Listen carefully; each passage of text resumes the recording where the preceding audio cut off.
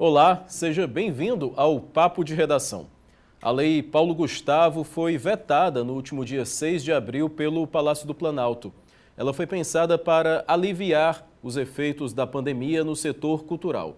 O texto previa 3 bilhões e 800 milhões de reais para apoiar a retomada de atividades através de editais, concursos e outras iniciativas. Sobre o assunto, vamos conversar hoje com Andréia Vasconcelos, socióloga, produtora cultural e gestora do espaço A Casa é Sua. E Cecília Rabelo, vice-presidente da Comissão de Direitos Culturais da OAB Ceará e sócia fundadora do Instituto Brasileiro de Direitos Culturais. Primeiramente, as duas, muito obrigado pelo convite aceito. Como está atualmente aqui no Ceará a produção cultural em termos de aporte, de recursos? Cecília, pode começar?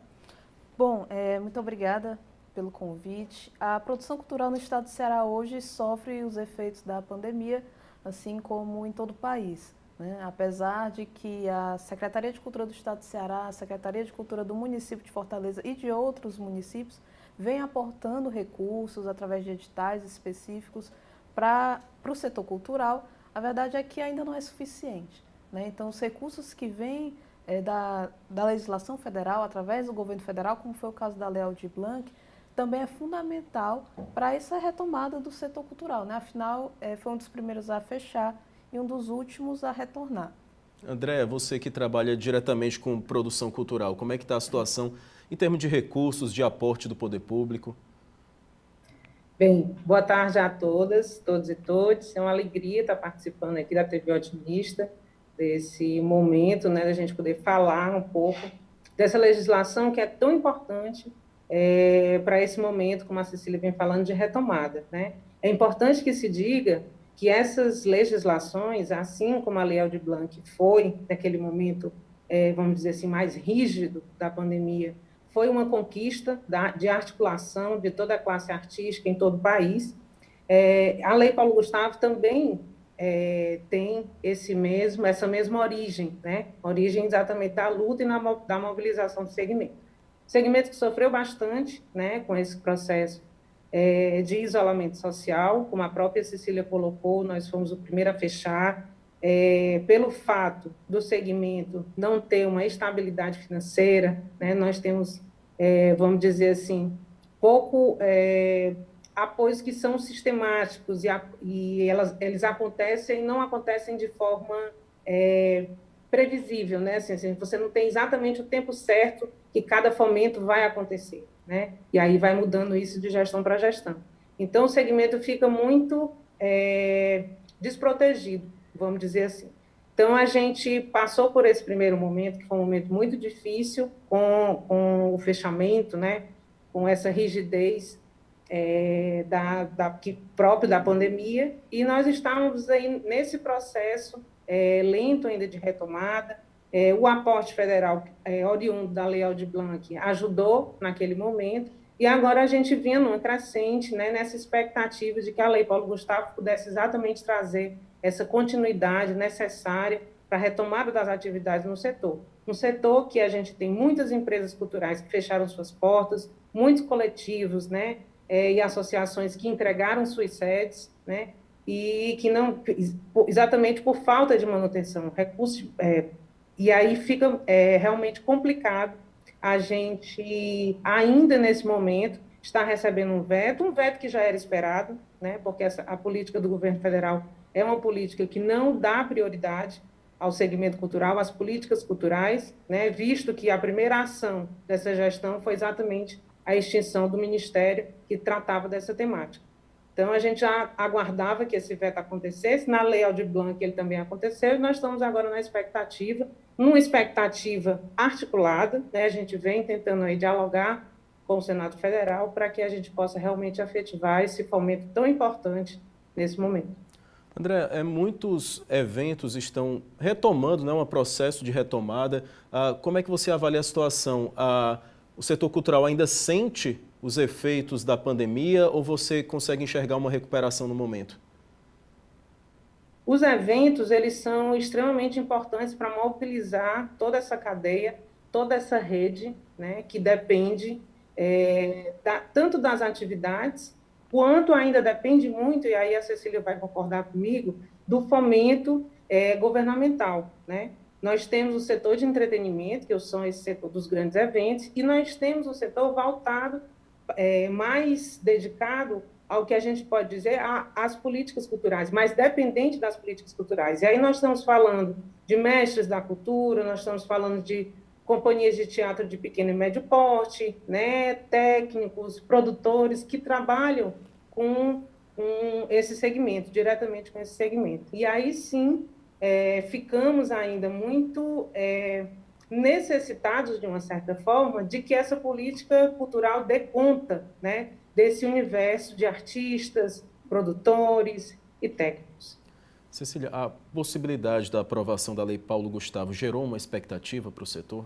Com certeza, né? A Lei Paulo Gustavo ela vem em uma onda que veio a partir da Lei Aldir Blanc, né? Então, a Lei Aldir Blanc ela foi pioneira, de fato, nunca havia existido uma lei parecida com a Lei Aldir Blanc no setor da cultura, né? Então, de fato, ela inovou ao fazer essa transferência de recursos da União para os estados, Distrito Federal e municípios, né? Através desse repasse de recursos do Fundo Nacional de Cultura para os fundos estaduais e municipais. Então, isso nunca tinha acontecido.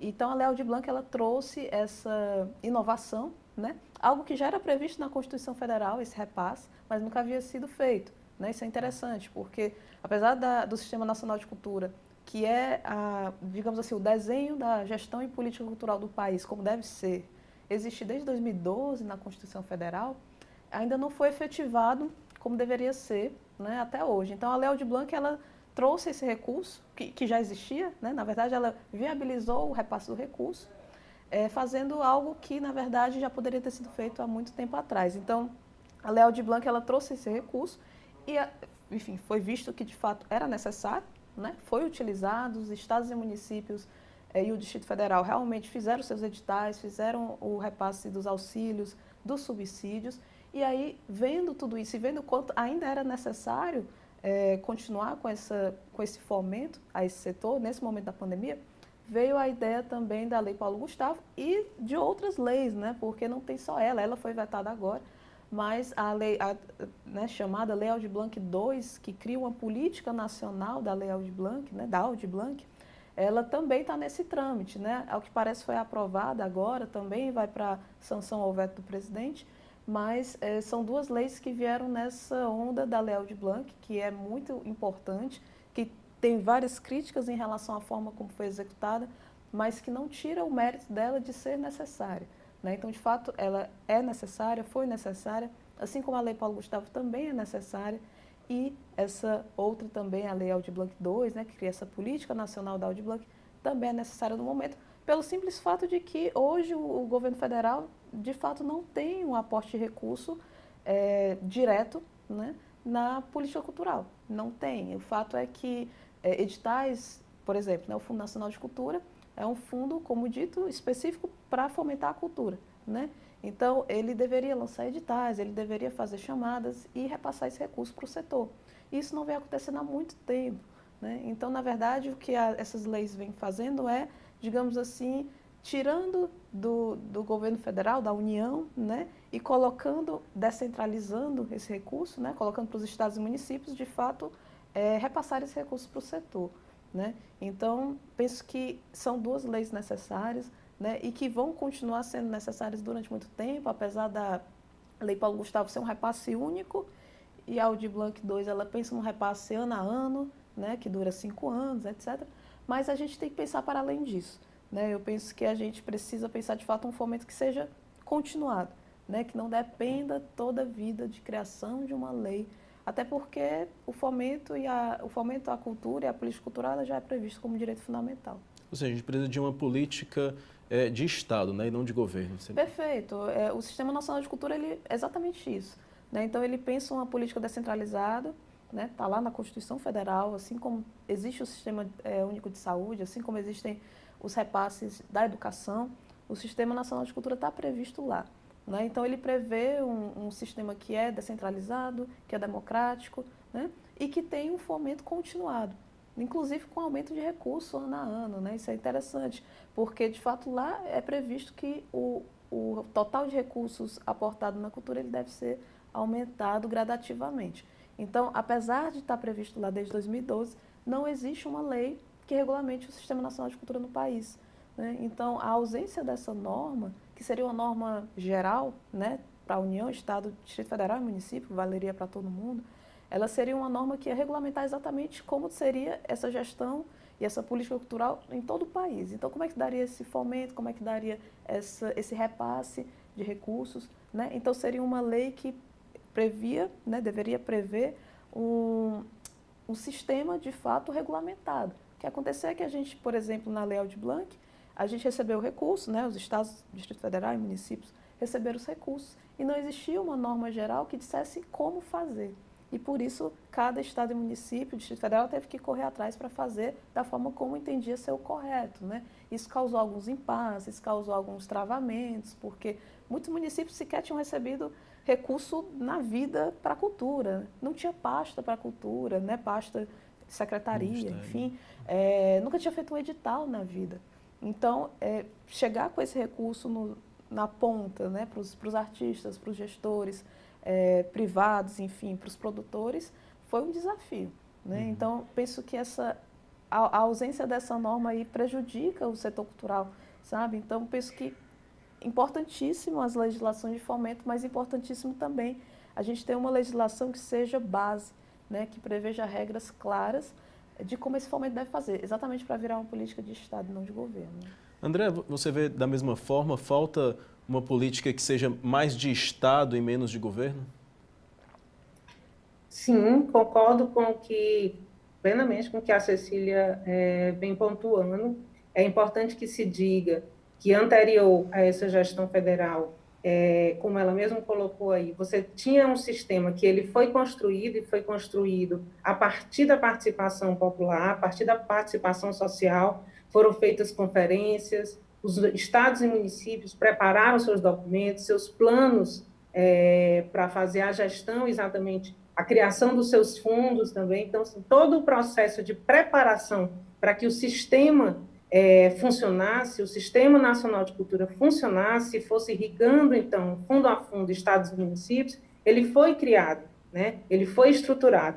Toda a política cultural do país, a gente pode dizer que nós temos aí mais de 13 anos de construção dessa política. E o que vem acontecendo, né, de alguns anos para cá, foi exatamente a paralisação desses processos, né? Nós não temos conferência, precisamos, inclusive, fazer a revisão do plano, né, que ele tem aí esse período de duração mais ou menos de 10 em 10 anos, então você precisa estar renovando, né, esses instrumentos que são tão importantes, que vão exatamente dar celeridade a esses processos. E é um exercício, né? Assim como os estados precisam estar elaborando seus editais, recebendo recurso, né? Os municípios também precisam estar fazendo esse exercício de elaboração, de repasse e de prestação de contas. Como a gente teve esse processo, né? Esse hiato aí, entre aí o final, talvez um pouco antes, mas o final do Ministério da Cultura, até então, muitos municípios também, aqueles municípios que fizeram anteriormente a adesão, por exemplo, ao Sistema Nacional de Cultura e precisaram, inclusive, criar as suas estruturas administrativas, as suas secretarias, né, porque era um ali dos critérios, vamos dizer assim, para fazer a adesão ao sistema, com a paralisação dessa política federal, você tem aí essas estruturas administrativas retornando a um conglomerado, né, de secretarias, que aí junta cultura com turismo, com juventude, enfim, e essa autonomia, né, que vai, de uma certa forma, fomentar esse exercício de elaboração, de repasse, de recurso, ele vai se estagnando, né? Então, chega no momento agora da emergência, né, de receber o recurso, como a própria Cecília pontuou, esse recurso que já era tão esperado, que ia movimentar esse sistema, ele acontece no momento emergencial e com várias dificuldades, né, para que esse recurso realmente chegasse na ponta, né? Então, sim, precisamos de uma política que seja realmente de Estado, que ela não seja uma política de governo. Precisamos, inclusive, retomar os processos de participação social, valorizando os conselhos estaduais. Eu, atualmente, estou como conselheira estadual de política cultural do Estado, então vejo a importância que o Conselho tem dentro da estruturação da política, do caso aqui do Estado de Ceará, participando, inclusive, dessas decisões. No caso, por exemplo, da Aldir Blanc, nós tivemos um comitê organizado pelos conselheiros para exatamente ajudar na elaboração desses editais. Então, é importante a garantia da participação social, da garantia desses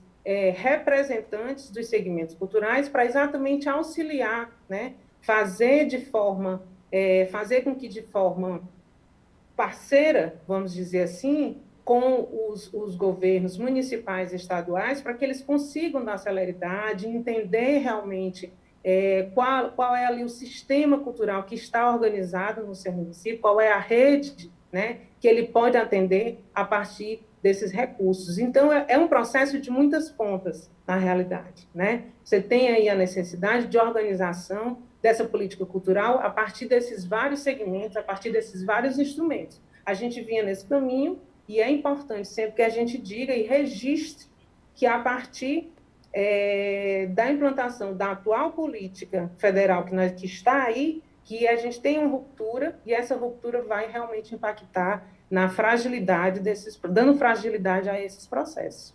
Ok, a gente vai continuar falando sobre esse assunto, mas o Papo de Redação vai para um rápido intervalo. A gente volta já, não sai daí.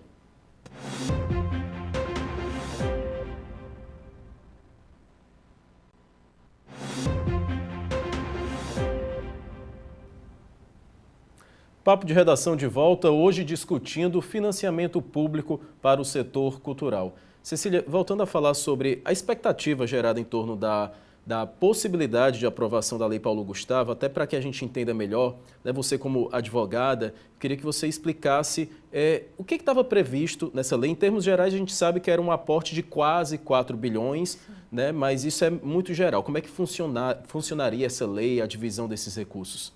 Bom, a Lei Paulo Gustavo ela prevê o repasse do recurso que existe no Fundo Nacional de Cultura, né, que é um fundo específico para o setor cultural. Então, ela prevê esse repasse do recurso que existe lá para os estados, Distrito Federal e municípios, né? A divisão desse recurso ela se dá dependendo da quantidade de habitantes no local e também com o percentual do fundo de participação dos estados e municípios, né? Então, a depender da quantidade de habitantes, é a partir do percentual desse fundo de participação. Então, esse repasse é feito, né, para os estados, dos estados para os municípios, e aí, com esse recurso, as secretarias, e aí esse repasse deve se dar preferencialmente através dos fundos, né? Como a André falou, os fundos, eles são dotações orçamentárias criadas específicas para receber recursos, no caso, para a cultura, né? Então, o recurso que entra lá só pode sair para fomentar a cultura, né? Então, ele tem é vinculado, né? Então, esse recurso passando do Fundo Nacional para os fundos estaduais e para os fundos municipais e o distrital, os estados, municípios e o DF, eles fariam editais, chamadas públicas, em geral, para repassar o recurso para o setor. Então, para projetos culturais em geral, tá? Especialmente para o setor audiovisual, né? Então, essa lei, a Lei Paulo Gustavo, ela tem um percentual, que é a maior parte dele, que é específica para o setor audiovisual. Isso porque o Fundo Nacional de Cultura ele é um grande fundo e dentro dele existe o Fundo Setorial do Audiovisual, que é o FSA. Né? Então, o FSA é um fundo dentro do fundo, né? Um fundo específico dentro do Fundo Nacional de Cultura e ele é um fundo, já que o Fundo Nacional de Cultura é para a cultura, o Fundo Setorial do Audiovisual é para o audiovisual, dentro da cultura para o audiovisual. Então, como o recurso dele é vinculado para o audiovisual, né? E parte do recurso que vai vir da Paulo Gustavo é do FSA, então esse recurso tem que ir para o audiovisual, né? Então, grande parte do recurso vai para o setor audiovisual por causa disso, né?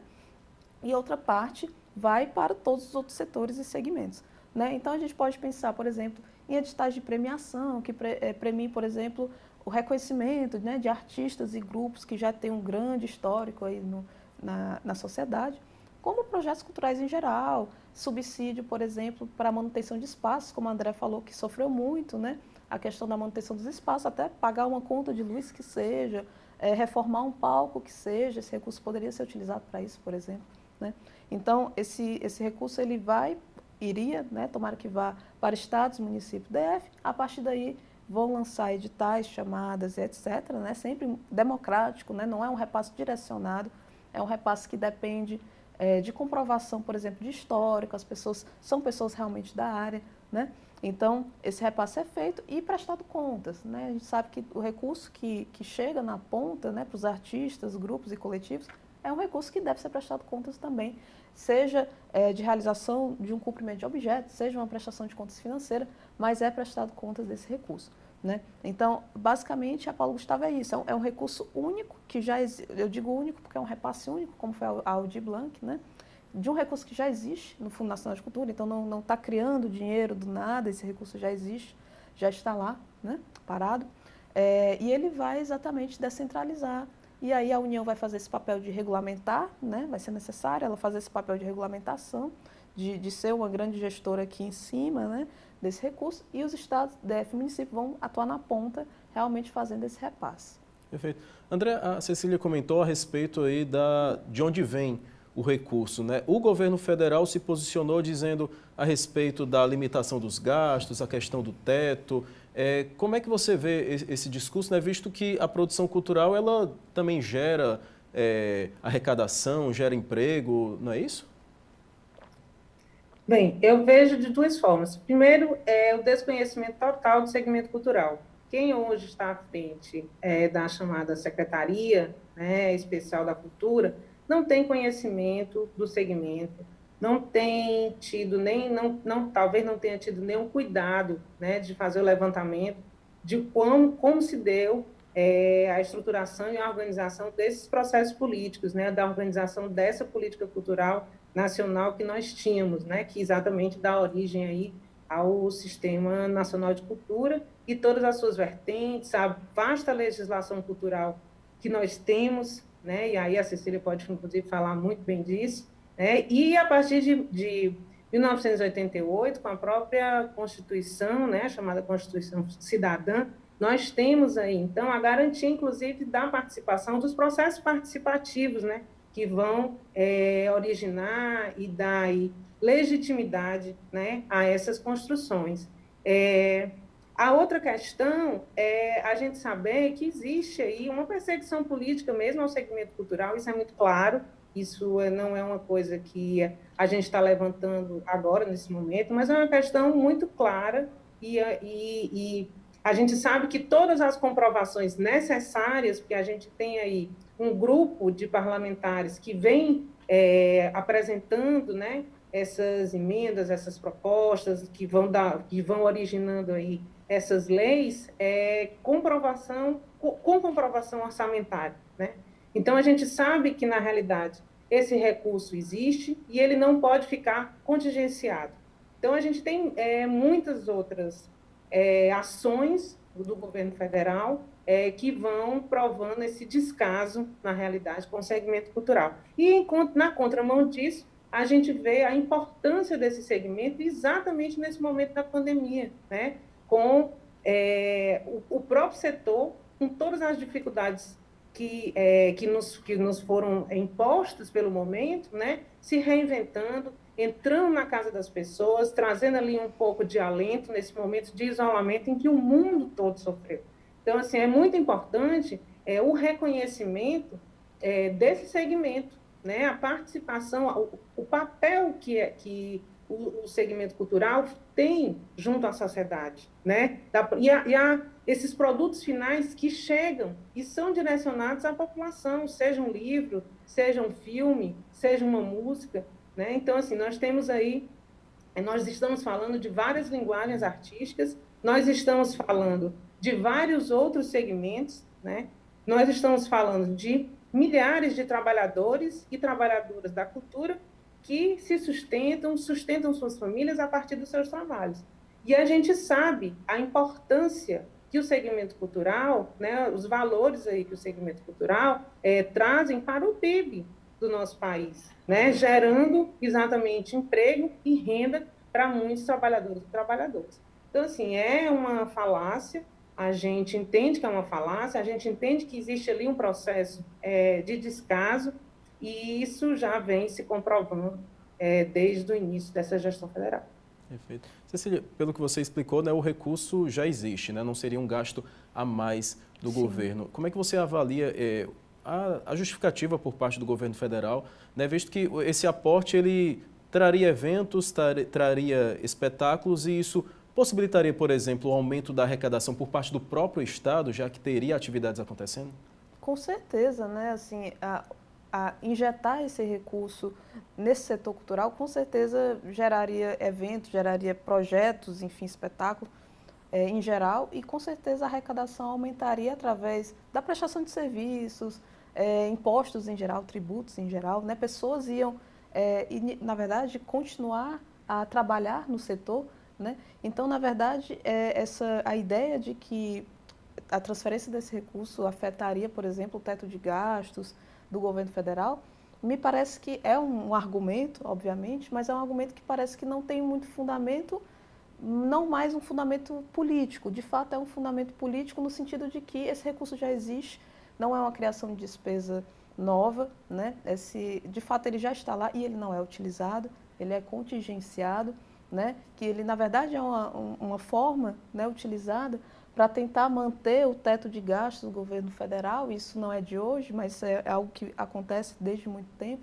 Tentar manter artificialmente, né, o teto de gastos do governo federal para não bater, para não ultrapassar a chamada meta fiscal, né, que é exatamente esse equilíbrio entre receita e despesa, né? Então, esse contingenciamento dos fundos em geral, mas especificamente do Fundo Nacional de Cultura, tem a ver com isso, né? Então, o fato de não deixar esse recurso sair tem a ver com o fato de que ele é utilizado, não utilizado para a ponta, né? Não utilizado para ser repassado, mas utilizado para ser, digamos assim, guardado, contingenciado, exatamente para poder manter esse limite. Isso não é só na cultura, isso acontece em outros setores também, em outros fundos também, mas a verdade é que o setor cultural ele é um dos que mais crescem, não só no Brasil como no mundo, né? Um dos que a denominada economia criativa, né, é o motor, da verdade, enfim, hoje do mundo todo, né? A gente sabe que é o que mais cresce, é onde realmente tem mais empregos, inclusive o salário médio, uma vez eu vi isso, é muito interessante, o salário médio é maior do que o salário de outros setores, né? Então, ou seja, é algo que, lógico, isso no âmbito mundial, né? Mas no âmbito do Brasil também é verdade. Existe uma pesquisa, inclusive feita pela FGV, isso especificamente sobre a Lei Rouanet, né? Mas essa pesquisa da FGV mostra o quanto cada R$1 colocado no setor cultural, o quanto ele gera, né, o triplo de dinheiro, né, para a sociedade como um todo, né? Então, a cada dinheiro investido, ela gera muito mais do que o dinheiro que foi investido. Então, na verdade, não é uma despesa, é um investimento, né? É um investimento num setor que, de fato, precisa e que, de fato, não só precisa no sentido de vou dar um dinheiro aqui para ajudar essas pessoas ou coisas desse tipo, mas pelo contrário, eu vou colocar um dinheiro aqui porque isso aqui faz parte da economia do país, né? E isso não é ruim, pelo contrário, isso é ótimo que seja visto dessa forma, que o dinheiro seja colocado como investimento e não como gasto, porque não é um gasto, na verdade. Algo que eu queria que vocês comentassem e que me chamou a atenção, né, quando o governo federal justificou o veto da Lei Paulo Gustavo, houve o pedido de 3 ministérios para que o veto fosse feito. Um deles foi o Ministério da Economia, e aí até entra, né, a argumentação de conter gastos e tudo mais. Mas outros 2 ministérios foi o Ministério do Turismo, que querendo ou não depende, né, espetáculos culturais chama turistas, e o outro foi o Ministério da Mulher, Família e Direitos Humanos. Eu queria entender a avaliação de vocês, o comentário de vocês, como é que se justifica esses 2 ministérios, Turismo e Direitos Humanos, pedir o veto de uma lei como a Lei Paulo Gustavo? O mais louco é que a Secretaria Especial de Cultura está dentro do Ministério do Turismo. Então, ou seja, a própria secretaria que deveria ser a gestora e quem iria fazer essa mais gestão interessada, né? Fala pelo veto, né? Então, de fato, não dá para não dizer que existe uma perseguição ideológica no sentido geral em relação à cultura do país, né? E é uma coisa interessante porque, de fato, não é que não existe uma política cultural, o que existe é uma política cultural direcionada, né? e ideologicamente direcionada para determinados segmentos. Né? Então, como a Lei Rouanet mesmo, que não foi alterada, mas o decreto da Lei Rouanet foi alterado, Lei Rouanet é essa que é a mesma lei que regula o Fundo Nacional de Cultura, né? A lei do PRONAC, né? Programa Nacional de Apoio à Cultura. Essa mesma lei foi alterada, esse regulamento, exatamente para direcionar o recurso para linguagens que interessam ao governo federal. Então, me parece que sim, é uma perseguição ideológica, uma perseguição política, cultural, no sentido de ignorar um princípio básico da cultura e do direito fundamental, dos direitos culturais, que é a pluralidade. Né? Então, a gente tem a pluralidade de ideias e de manifestações culturais que precisam ser, inclusive, fomentadas, né, por esse recurso. Exatamente. André, pegar o seu comentário também, como a Cecília estava falando, não entrando no mérito do que é mais importante ou menos importante, né? É normal que, sei lá, o ministro da Educação cobre mais investimentos em educação, o da saúde cobre mais investimentos em saúde. Como é que o da cultura, a Secretaria da Cultura pede o contrário, pede menos investimentos na pasta, né, na secretaria que é dele? Pois é, acho que só reforça o que eu havia colocado antes, né? Primeiro, descaso; segundo, uma perseguição com o segmento cultural. Eu acho que é interessante também que a gente possa observar que, dentre os 3 ministérios que você colocou, tirando o Ministério da Economia, que se tornou um superministério, né? Nós temos aí esses 2 ministérios que exatamente foram ministérios que foram enxutos nessa gestão.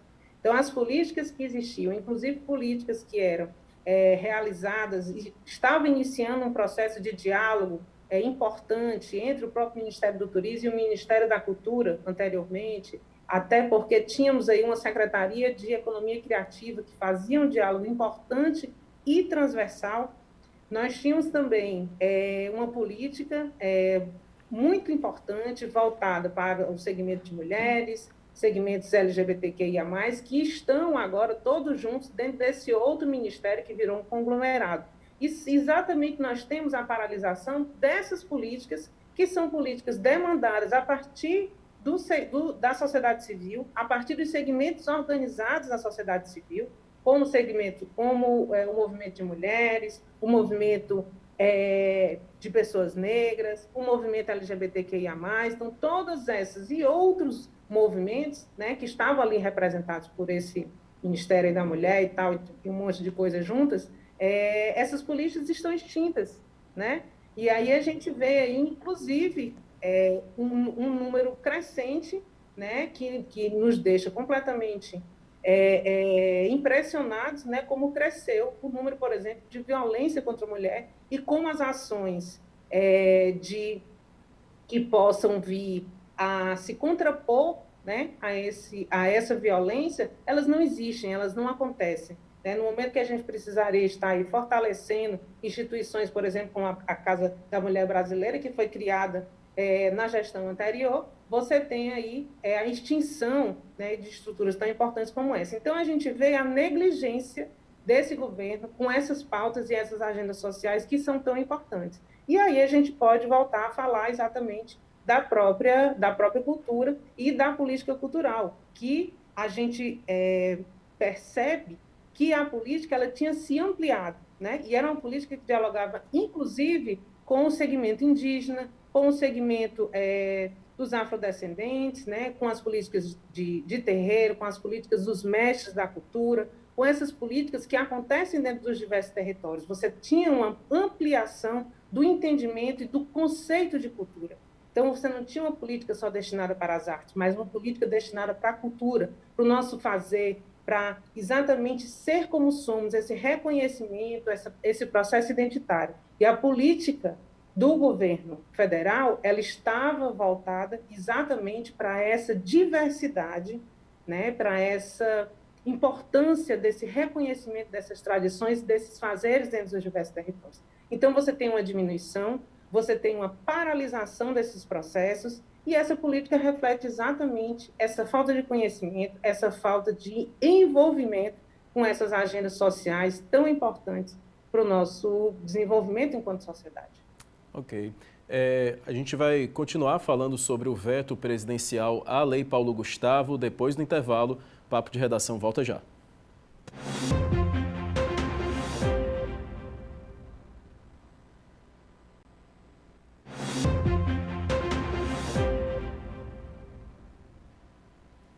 Papo de Redação de volta, hoje discutindo o veto presidencial à Lei Paulo Gustavo.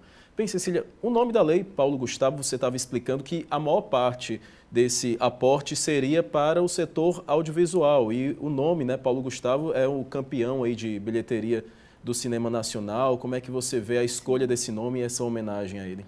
Sim, a homenagem a ele é absolutamente válida e importante, né? De fato, é uma pessoa que foi levada, né, pela Covid, assim como milhares de outras, mas a homenagem eu penso que ela é sim importante. Ele foi uma pessoa que de fato lutou e sempre atuou, né, em favor da gestão da política cultural como um todo, né? Então eu penso que a homenagem é muito relevante, assim como foi da Aldir Blanc, né?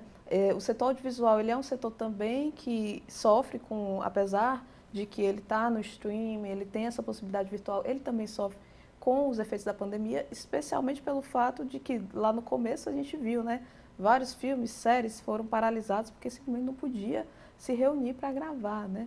E a gente está falando, obviamente, das grandes produções, mas a gente tem o audiovisual também das pequenas produções, né? Produções nacionais, produções que estão, por exemplo, financiadas também pela Agência Nacional do Cinema, né, que é a Ancine. Então, a gente tem um setor grande no Brasil, o setor audiovisual, um setor importantíssimo, que inclusive vende produção para o mundo todo, né? Então, a Lei Paulo Gustavo, ela vem trazendo esse recurso também para o setor audiovisual, e é um recurso que já é do setor audiovisual, né? Porque, como falei, o FSA, que é o Fundo Setorial do Audiovisual, ele já é destinado exclusivamente para esse setor, né? Então, ele é um fundo dentro do Fundo Nacional que tem um recurso de uma contribuição, né, a chamada Condensine, que é uma contribuição, um tributo pago pelas exibidoras, por distribuidoras de filmes, etc. É um tributo, né, que é pago, e essa parte do tributo vai exatamente para o fundo. E aí o tributo vai para o fundo e esse dinheiro deveria ir para o setor, né, que é o que a Paulo Gustavo está tentando fazer, né, levar o recurso que está lá no FSA para o setor audiovisual. E assim como o recurso que está no Fundo Nacional como um todo, né, para as demais linguagens. Então, eu penso que é uma homenagem absolutamente válida, necessária e importante para uma pessoa que foi tão importante, é ainda tão importante, um marco, né, que infelizmente, tragicamente, enfim, foi levado pela Covid, mas que eu penso que a memória dele, inclusive, né, pode ser homenageada com a aprovação da norma, né? Ok. André, a morte de Paulo Gustavo foi mais uma perda para a cultura brasileira, provocada aí pela pandemia? Eu, inclusive, me emociono muito a falar disso. Eu tive a oportunidade de assistir um espetáculo dele aqui no Ceará. O Paulo Gustavo, assim como o segmento cultural, ele representa essa diversidade. Ele é um homem do teatro, era um homem das artes cênicas, a sua carreira começa no teatro, com formação no teatro, mas ele vai aí atravessando o humor, né, fazendo ali o humor como a sua linguagem, né, a forma de se relacionar, né, com o seu público, e esse humor e essas artes cênicas, porque também era um homem da dança, né, além do teatro também era uma figura da dança, e aí ele vai para as telas e entra no audiovisual e atravessa e chega nas nossas casas através da televisão, era um apresentador. Então, essa diversidade que ele representa muito o setor cultural. E eu acho que ele ainda traz uma questão importantíssima, né? Ele traz, através dos seus espetáculos, dos seus filmes, temáticas importantíssimas, né? Então, ele faz refletir a partir da sua arte, que é muito o papel que o segmento cultural, o papel que ele tem dentro da nossa sociedade. Essa preocupação de discutir questões que são importantes, que muitas vezes são questões polêmicas, e trazer de forma lúdica, de forma que possa realmente tocar e fazer refletir, fazer com que as pessoas possam parar e refletir sobre esses temas, e a gente, então, conseguir transformar a sociedade para que a gente tenha uma sociedade mais justa, que dê dignidade às pessoas, que elas possam escolher o que são, o que querem ser, o que desejam ser e como se enxergam. Então, é muito justa a homenagem, como a própria Cecília colocou. Acho que ela vem, assim também como o audiovisual também tem esse papel da diversidade, porque o audiovisual não fala de si mesmo, mas ele fala sobre memória, ele fala sobre registros, ele traz a possibilidade também da gente refletir sobre temáticas, mas ele fala do teatro, ele fala do circo. O audiovisual é o lugar onde podemos falar de muitas coisas. E também é um setor responsável por empregar muitos trabalhadores e trabalhadoras, com uma área técnica aí impressionante, mesmo que sejam pequenas produções, você tem a possibilidade aí de estar gerando emprego para muitos profissionais. Então, por conta de toda essa relação que esse ator, né, tem e representa, né, dentro do nosso segmento cultural e dentro da nossa sociedade, acho que é muito justo, né, que essa lei traga essa força, né, e traga essa representatividade a partir dessa homenagem. E aí, só para a gente finalizar, no caso, falando especificamente dessa questão da homenagem, nesse momento também é importante que se diga que esse recurso vindo no fundo também vai poder ajudar esse setor que também ficou paralisado, assim como o restante do segmento cultural, de forma especial, né? Entendendo que a gente tem aí essas produções de audiovisual que também foram muito prejudicadas a partir de outros cortes que também foram feitos por essa política federal. Bem, Cecília, você que trabalha com as leis, gostaria de voltar a tratar sobre o trâmite legislativo a respeito da Lei Paulo Gustavo. A gente sabe que ela foi aprovada na Câmara com algumas mudanças, foi para o Senado, essas mudanças voltaram atrás, no momento da sanção presidencial, ela foi vetada. Qual a possibilidade legal que a gente tem hoje do Congresso reverter essa situação? Então, uma vez vetada, a lei ela volta para o Congresso Nacional. Né? Então, ela volta para o Congresso e o Congresso vai votar de forma unicameral, ou seja, ele vai juntar as duas câmaras, né, que é a Câmara dos Deputados e o Senado Federal, eles votam juntos e eles precisam de uma maioria absoluta para poder derrubar esse veto. Né? Então, isso é relevante e mostra como funciona esse sistema que chama de sistema de freios e contrapesos, né? Que o Poder Legislativo e o Poder Executivo ali se equilibrando. Né? Porque uma vez que a norma sai do Poder Legislativo, o Poder Executivo tem o poder, inclusive, de vetá-la totalmente, como foi feito agora. Né? Mas por causa desse sistema de freios e contrapesos, desse equilíbrio entre os poderes, né? A norma volta para o Poder Legislativo e ele pode, sim, derrubar o veto e manter a norma, e ela vai ser publicada, se for derrubado o veto, ela é publicada normalmente na íntegra. Né?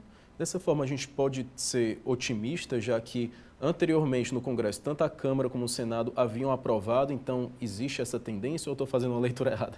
Eu acredito que sim, eu acredito que existe a tendência para aprovação, porque de fato ela foi aprovada com um quórum bem alto, tanto na Câmara quanto no Senado. Então eu penso que existe a possibilidade, sim, claro que a gente tem toda a questão política, de debates. Ano de eleição também. Ano né? de eleição e de alianças, etc. É muito mais complexo do que a gente imagina. Mas eu creio, assim como foi na Aldir Blanc, né, como aconteceu também de ter sido vetada totalmente, e é interessante porque ela foi vetada totalmente e hoje em dia o governo federal traz para si os méritos da Aldir Blanc, né, a mesma lei que ele mesmo vetou. Mas eu creio que sim, que existe uma grande chance dela desse veto cair, dela ser aprovada. E, de fato, é no Poder Legislativo o lugar da democracia, com todos os defeitos que ele tem, que a democracia tem em si mesma, obviamente, mas é o legislativo o grande lugar da democracia, né? Então, de fato, a lei voltando para o Congresso e sendo derrubado o veto, ela vai ser publicada na íntegra, eu acredito que isso deva acontecer. Mas como é que funciona o trâmite? Em média, quanto tempo para os congressistas voltarem a falar sobre isso? Assim, não sendo uma matéria de urgência, né, se for colocada como pauta de urgência, muda, né? Mas não sendo uma pauta de urgência, ela vai entrar na agenda, digamos assim, normal do Congresso Nacional, né? Eu creio que ela vai ser votada muito em breve, voltando para o Congresso Nacional, porque demanda, de fato, uma reunião única, né? Como falei, não vai a votação da Câmara, depois votação do Senado. Não, é uma votação junta, uma votação única, né? Então, é um procedimento diferente do que acontece normalmente no Congresso, né? Então, eu creio que muito, muito rapidamente ela vai ser retornada para o Congresso Nacional e vai ser objeto de votação. André, existe aí uma expectativa de que essa lei possa vir ainda a ser aprovada? Eu acho que a gente precisa acreditar profundamente que a gente vai conseguir, né, vai ter essa conquista ainda esse ano. Acho que agora a gente precisa fazer esse trabalho de diálogo, né, esse trabalho de pressão mesmo com esses parlamentares. A gente precisa entender que cada município e cada estado elegeu esses parlamentares, então que nós artistas, sociedade civil organizada, coletivos, grupos, produtores, técnicos, precisamos fazer essa pressão para que esses parlamentares entendam a necessidade e a urgência, né, da aprovação dessa legislação nesse momento. Então, é muito importante que a gente possa novamente se unir, assim como foi feita uma grande articulação positiva no sentido da aprovação da Lei Aldir Blanc. A gente precisa dar continuidade a essa mobilização, até porque a luta dentro do segmento cultural ela não para, é uma militância constante, e a gente precisa fazer essa pressão para que o Congresso entenda que essa pauta é uma pauta urgente e é uma pauta que não diz respeito só ao segmento cultural. Ela vai beneficiar toda a sociedade brasileira. Então, a gente precisa acreditar sim e sermos otimistas. André, você já vê essa movimentação no setor cultural para mobilizar o parlamento em torno... Sim, sim.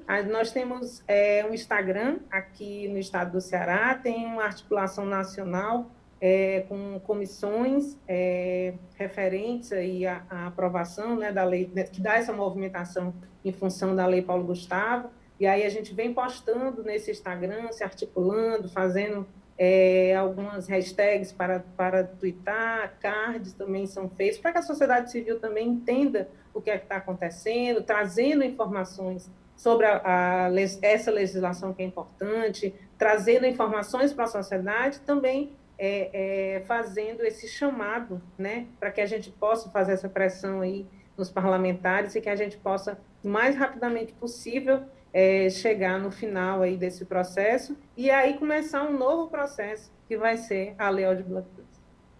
Cecília, as entidades que você representa, a OAB também, como é que está a articulação, movimentação em torno, né, da possibilidade dessa lei vir a ser aprovada? Com certeza, cabe institucionalmente, né, às entidades que trabalham com o setor cultural, tanto a própria OAB, que existe uma comissão, né, de direitos culturais na OAB aqui do estado do Ceará, existe uma comissão nacional também de cultura no âmbito da OAB, no âmbito do Instituto Brasileiro de Direitos Culturais, do qual eu faço parte. A gente também tem uma atuação, inclusive um artigo que saiu agora no nosso blog, um dos nossos membros, do André Braine, também advogado, fala exatamente da Lei Paulo Gustavo, fala sobre como um grito, né, de necessidade de aprovação dessa lei, dando os fundamentos jurídicos, né, por que ela deveria ser aprovada e por que o veto presidencial não se sustentaria. Né? Então, eu penso que sim, institucionalmente, inclusive também com as próprias secretarias, né, Secretaria de Cultura do Estado do Ceará, que é referência no Brasil, né, tanto na política cultural, como na gestão, como na participação democrática, né, pessoas que estão à frente dela realmente são pessoas que estão nessa linha de defesa do fomento à cultura. Né? Então, eu penso que sim, institucionalmente a gente precisa agir também, né, não só... lógico, no debate jurídico que a gente faz através de artigos, de, enfim, revistas jurídicas em geral, mas também no dia a dia, né, nesse esclarecimento, como a André falou, da sociedade sobre o que é essa lei, né, porque a gente sabe que fake news está aí, né, e a gente está aí para tentar desconstruir essa ideia de que essa lei é para grandes artistas, de que essa lei vai, na verdade, não precisa, porque essas pessoas já estão ganhando muito dinheiro. A gente está olhando para acho que 0,1% de quem faz parte desse setor. A grande maioria são pessoas que estão aqui no dia a dia, são pessoas que trabalham com isso, que precisam disso para viver e que não só precisam desse recurso para viver, mas que, através desse recurso, geram muito mais recurso. Né? Como a André falou, não é um recurso que entra e sai e dá igual. Pelo contrário, ele entra e sai muito mais. Né? Ele gera muito mais, como a gente falou, tributos, prestação de serviço em geral, compra de insumos. Então, toda a cadeia que gira através desse investimento na cultura é bom para todo mundo, né? Então, eu penso que institucionalmente a gente também precisa agir no sentido de aprovação da lei, dessa lei, assim como das outras que estão aí por vir também para apoiar o setor, né? Ou seja, é necessário conscientizar a população o quanto a sociedade está sendo prejudicada pelo fato de não ter aporte público na área cultural de uma forma geral. Sim, com certeza, porque hoje o aporte nacional que existe é a Lei Rouanet, que na verdade não é um aporte direto, é um incentivo fiscal, é uma renúncia fiscal. Ou seja, é um tributo que deixa de ir para o cofre único da União e vai para projetos culturais, mas não é um aporte direto. Esse é um aporte direto, então é dinheiro que já é para a cultura, já é constitucionalmente, já é através da legislação, então não é uma destinação que foi criada do nada, não é um recurso que está tirando de outro lugar, um discurso de que tirou da saúde, vai tirar, não, isso não existe. É um recurso que já é da cultura, então não está tirando de lugar nenhum. E esse recurso e os direitos culturais, né, como falei, e dentro dos direitos culturais está o fomento, né, ele já é previsto na Constituição Federal, então a gente não tem mais que ficar aqui justificando por que tem que ter fomento à cultura. A gente tem que justificar agora por que esse fomento tem que ser efetivado, né? Então o recurso tem que sair de onde está, parado, e ir para a ponta, né? Perfeitamente. Andréia, Cecília, agradeço mais uma vez a participação das duas, os esclarecimentos, né? Acho que foi muito elucidativo para a população em geral. Infelizmente, o Papo de Redação chega ao fim. Agradeço a sua companhia e até a próxima.